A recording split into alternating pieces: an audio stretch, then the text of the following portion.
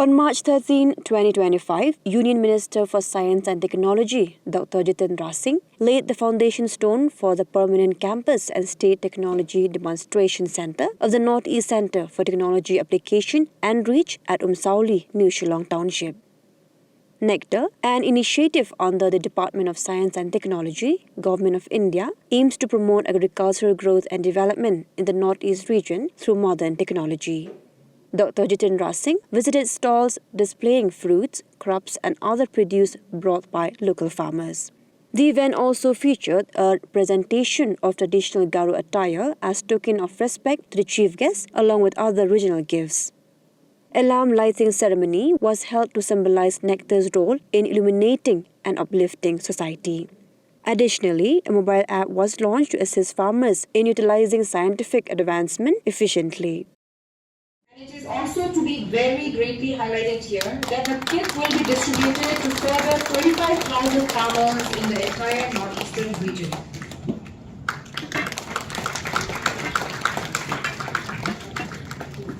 Every day we are enjoying our food, and it is only through these farmers that we are able to enjoy the organic. Give a very big round of applause to our SFG members and farmers who make it their mission to provide with us and keep us healthy. Now, having said that, there was also an option because this foundation stone laying got delayed from time to time, so we were planning it, then again it would get rescheduled because I would not find time to come here. And finally, the suggestion came that I could do it virtually. But I said no, that would not have the same kind of impact doing it virtually because I wouldn't know what I'm doing. So nor would you know who's done it. It would just assume. So I don't think I need it because this was the PPT. So, and that also is in keeping with the prioritization with which Prime Minister Narendra Modi is giving to the Northeast. And if you recall, those of you, because I have been associated with this, I was the donor ministry for more than 7 years. So when we came in the first time in 2014, soon after the government was sworn in on the 26th of May, the first demand that would come from the public when you landed at Guwahati was to increase the number of commercial chopper flights to Shillong.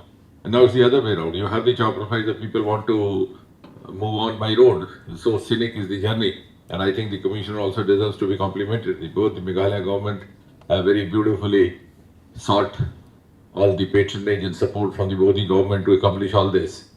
There were at least 3-4 states, including Meghalaya, which had never seen a train. Today you have one. Everywhere, and I think except for Sikkim, you have the double gauge. We have water in ways now. I mean, so many things. I mean, it's only those who have seen what was there before 2014 who realize what it is right now. There's a network of roads. For 3 months, 4 months, there would be blockades, clogging, rain, etc.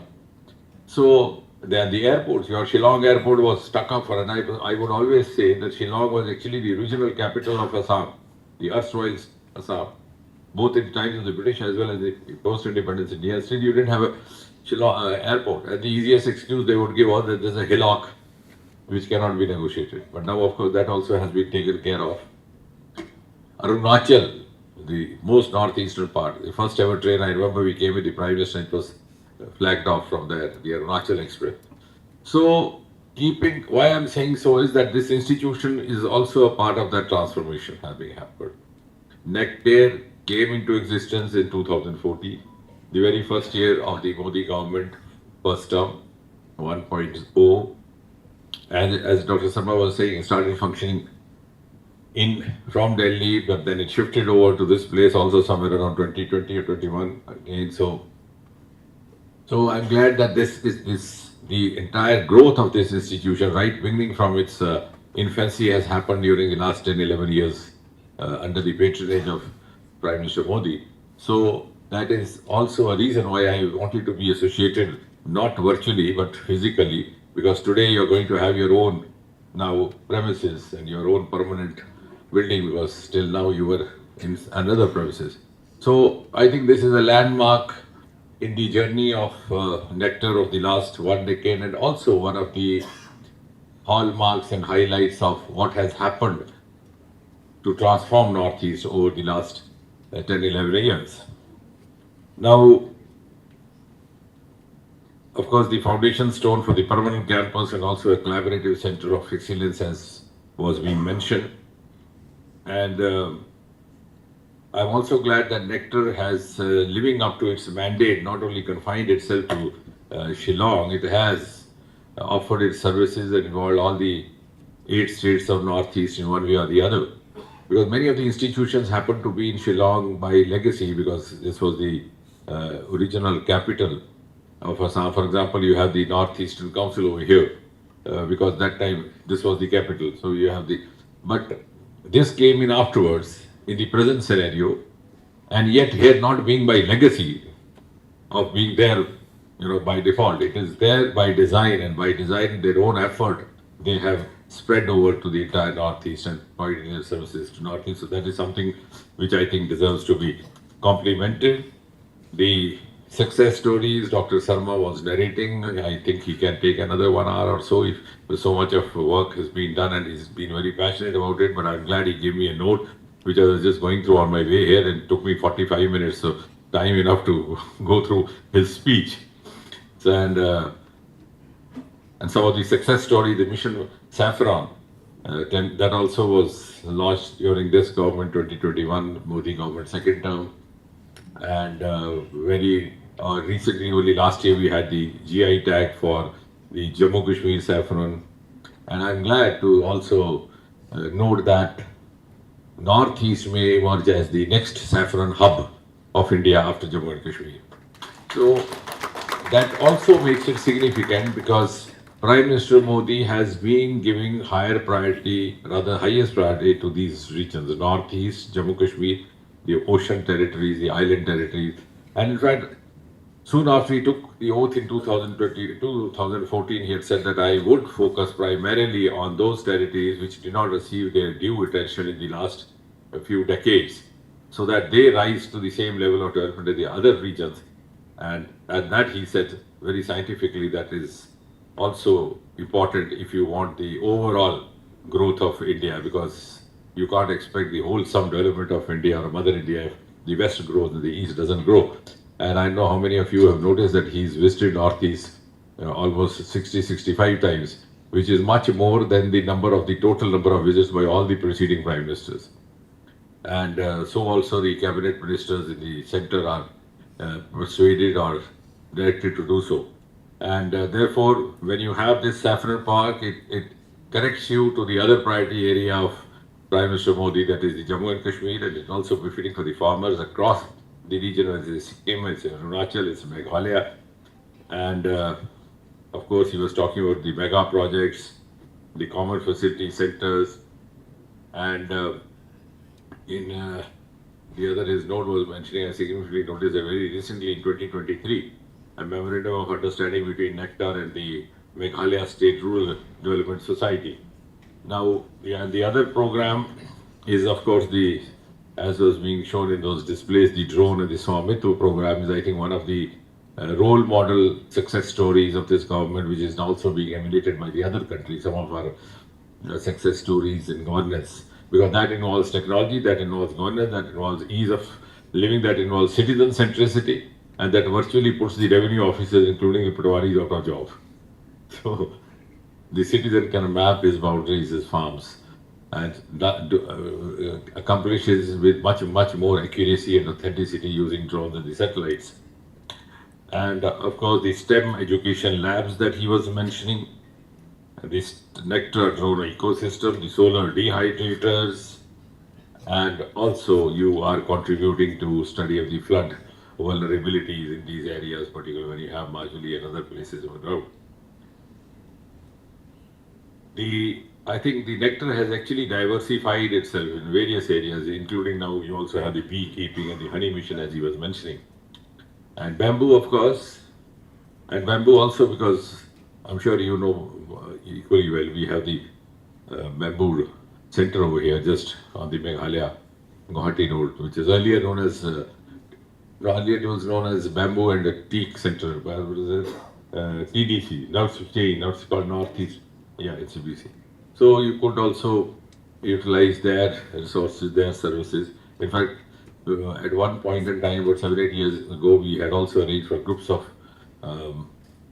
youngsters or artisans from other parts of the country, other states to visit that center, spend there a few weeks and take back because bamboo, as you said, is of course the reserve is maximum in northeast, but the consumption is everywhere else. It's picking up everywhere, including in the metropolis like Mumbai, where it doesn't grow, but it is used because of its cost effectiveness and versatility. It can be anywhere. As you mentioned, it could be panels, it could be building, it could be even for eating, and it could also be for your grocery, for toiletries. So I'm sure you would contribute by doing so to also the growth story of overall India, and you're also into academics by way of offering trainings. But now, before I go, I think I would rather also emphasize that at least one area you have to focus now and place it at a higher priority compared to the other areas, because otherwise you will end up becoming a journalist. Not journalist, generalist. So you would have an identity of your own. So just as for example, we have IIT, the first 5 IITs are talking, the other ones I'm still trying to familiarize myself. But earlier 5 IITs, each one specialized in one stream of academics, and that's how they gained the recognition. So I think now that we have so many institutions all across, I was actually telling the Secretary yesterday also, now that the foundation stone has been laid, a new campus will come up, you should also start planning right from inception that you would have a dedicated block for so and so. So I'm not going to suggest that, you can work on that and see what are your resources, both human resource, academic resource, and the natural resource to excel in that. So that if you excel in that, you will have a pan-India recognition. Otherwise, you will end up being one of the, at least in the Ministry of Science and Technology, we have 37 institutes under CSIR, we have 14 under DBT, we have as many number in DST, and if you take the other ministries of science, as many, so you'll be one of them. So each time when you say Nectar, you will also have to tell what it does Nectar stand for. It's not that Nectar Amrit. The acronym sounds very secret, but then you will have to tell people. That's what is happening with these many, because so many acronyms have come up and people don't know what is it all. But if you have put your footprint, then the common people, particularly the youth and students, would refer you with your name, and they would remember the acronym more than the other. And I'm sure you have the capacity, just that I'm leaving that with that thought, and next time when you do that, we'll be back here. You could also think of involving, because you have the Ningwells here, there's a new concept now. IIT Kanpur, IISc Bangalore are now asking for a medical school in the same precipice that has come up, because most of the medical practice has been taken over by physics. The practitioner hardly does anything.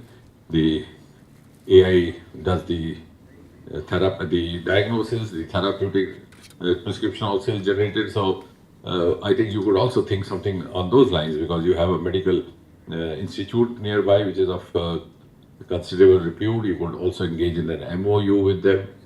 And the other part is you could also academically collaborate. For example, they have the post-graduation courses, the MD thesis. The UGC guideline says that the first guide, the parent guide, has to be from the parent organization, but the second guide can be from the other institution. So why can't you think of having co-guides from your institution with those institutions? Because you have both with IIT, with immigrants, so that you have an academic relationship, because that is more lasting. But the students run here and there, come to and fro, they carry something from here to there and something from there to here, and then also become good resource persons.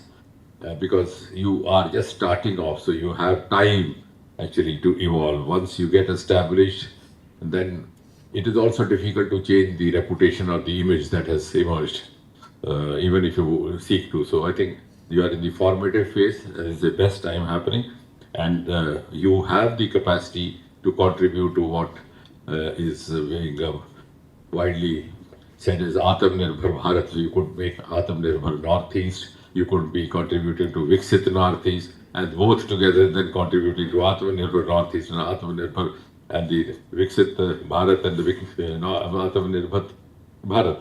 So you could become an instrument of Atmanirbharta and Viksit Northeast to contribute to the overall. And I'm sure Northeast is going to be the next engine, because when we move from the fifth to third economy, and then to the top, from fragile 5 we come to 5, where as scientists we should be asking ourselves, where will that value addition come from? Value addition will come from these regions which were not fully explored or remain underexplored in the past. And when the other is the regions have already achieved saturation. So our Himalayan regions, our hill resources, and of course that side our marine resources, we have 12 states, of course, that is not applicable here. But we have a northeast resource which has not been fully utilized, and if we fully utilize it, you will be the torch bearer of the next phase of the last leg of India's growth story, which before it reaches 2047. Thank you very much.